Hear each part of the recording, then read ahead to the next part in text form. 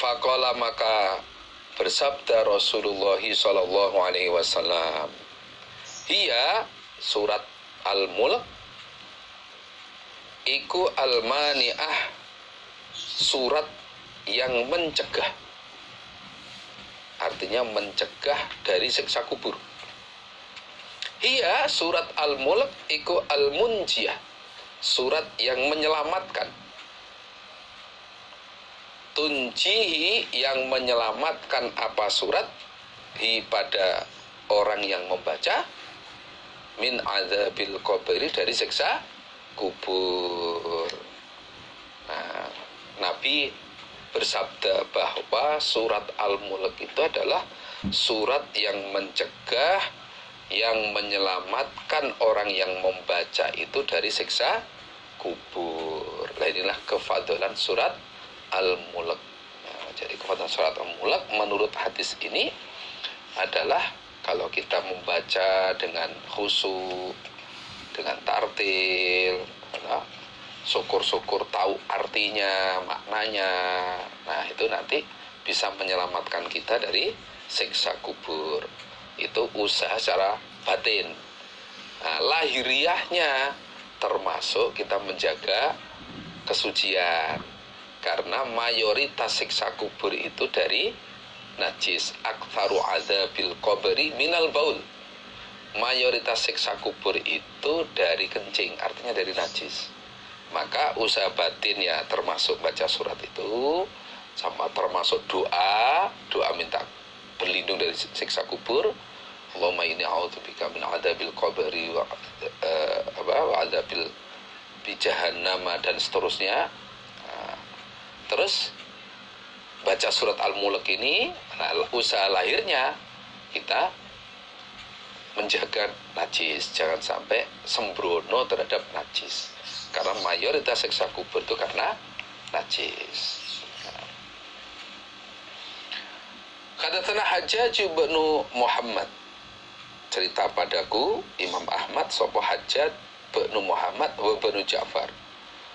Qala, berkata keduanya Hajjaj dan Ibnu Ja'far, hadatsana Syu'bah an Qatadah an Abbas al-Jushami an Abu Hurairah an Rasulillah sallallahu alaihi wasallam qala, bersabda Nabi, inna suratan, sesungguhnya ada sebuah surat, fil Quran, di dalam Quran, salatina ayatan, yang terdiri dari 30 ayat.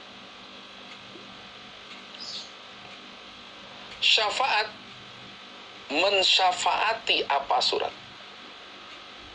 Iku syafaat, mensyafaati apa surat? Li sahibiha, pada pemilik surat. Pemilik surat artinya yang membaca, pada surat itu. Syukur-syukur hafal, nah, syukur-syukur.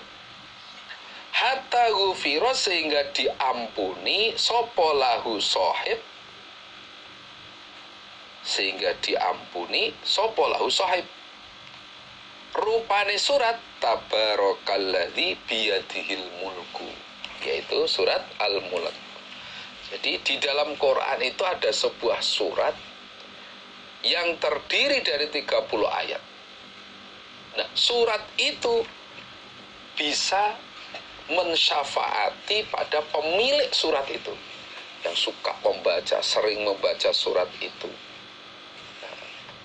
sehingga dosa-dosanya diampuni.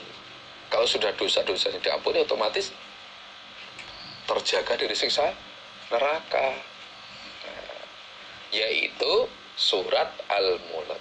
Nah, surat Al-Mulk inilah nanti yang bisa termasuk bisa memberi syafaat, termasuk diampuni orang yang diampuni dosa-dosanya, orang yang membaca itu. Babu fadli suratil kahfi, ini adalah bab keutamaannya, kefadolan surat Al-Kahfi. Hadatsana Muhammad bin al-Mutsanna, cerita padaku Imam Muslim sapa Muhammad bin al-Mutsanna, Hadatsana Mu'adz bin Hisham hadatsani Abi an Qatadah an Salim bin Abil Ja'di al-Ghutafani an Ma'dan bin Abi Talhah al-Ya'mari an Abi Darda an Nabiy sallallahu alaihi wasallam qala, bersabda Nabi, man barang siapa hafidho yang menjaga dia. Menjaga artinya ya selalu membaca. Kita selalu membaca, syukur-syukur hafal dan selalu membaca. Asyara ayatin, pada 10 ayat. Min awali suratil kahfi, dari awal surat Al-Kahfi 1 sampai 10. Alhamdulillahilladzi anzala ala abdil kitaba, dan seterusnya sampai 10 ayat. Usima, maka dijaga dia, minat dajjal, dari dajjal, dari fitnahnya dajjal.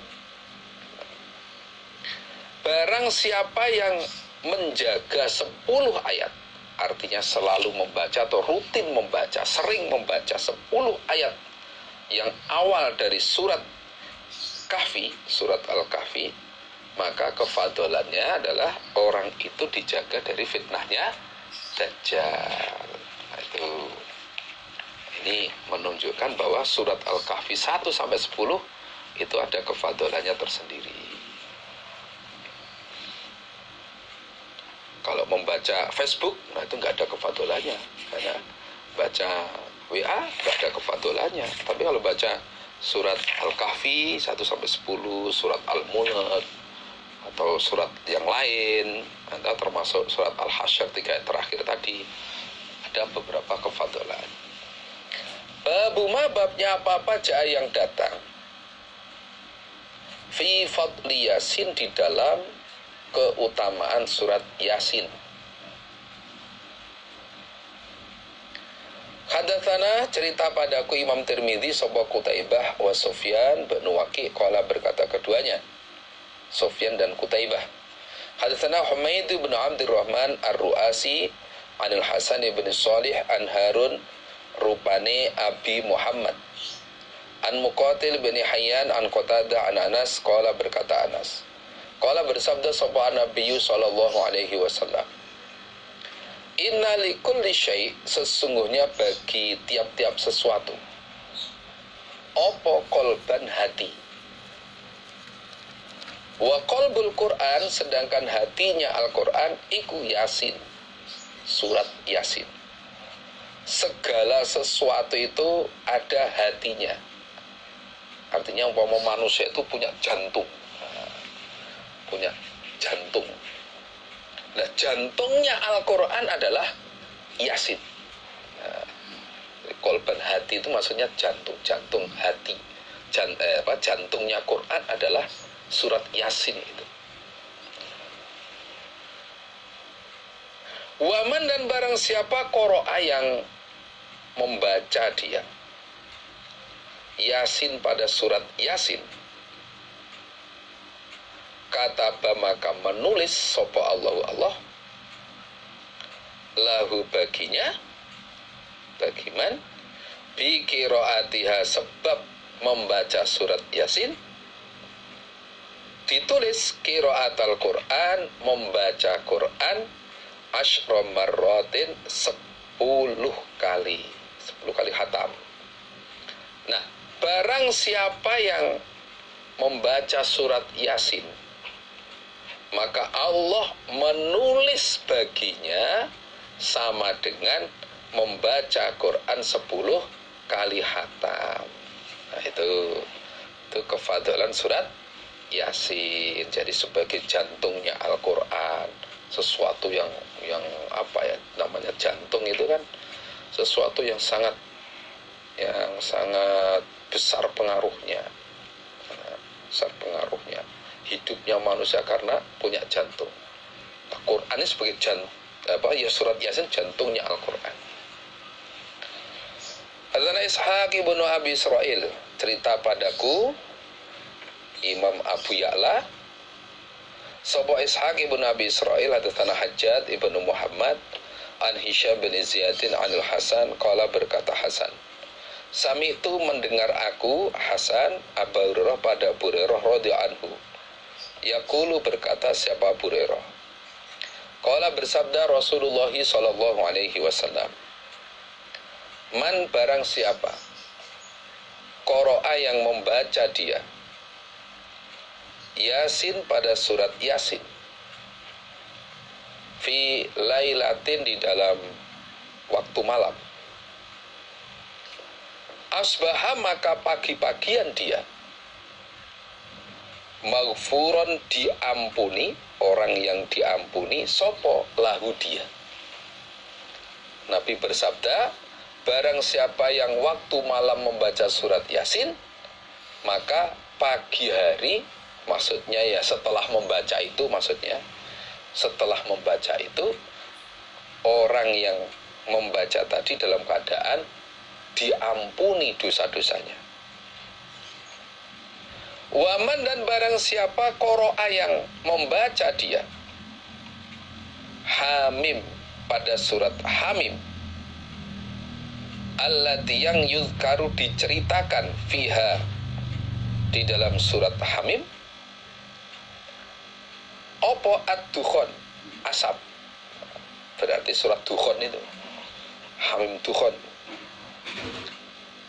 Asbaha maka pagi-pagian atau jadi dia maghfuron orang yang diampuni sopolahu dia.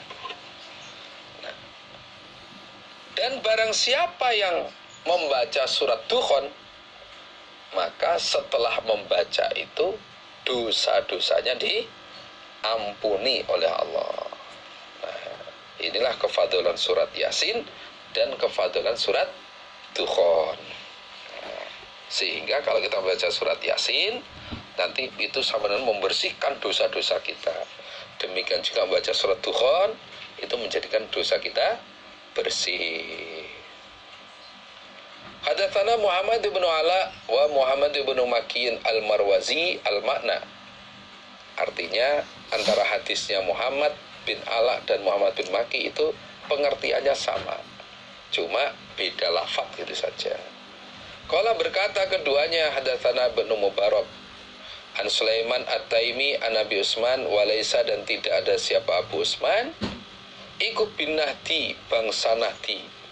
Abi Utsman ini bukan orang Nahdi.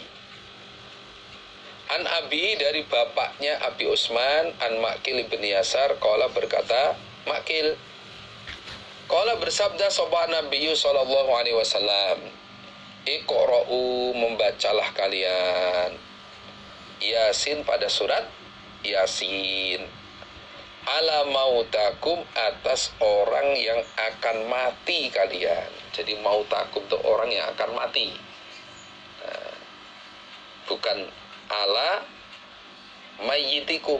Kalau mayyitikum orang yang sudah mati, kalau mautakum orang yang akan mati.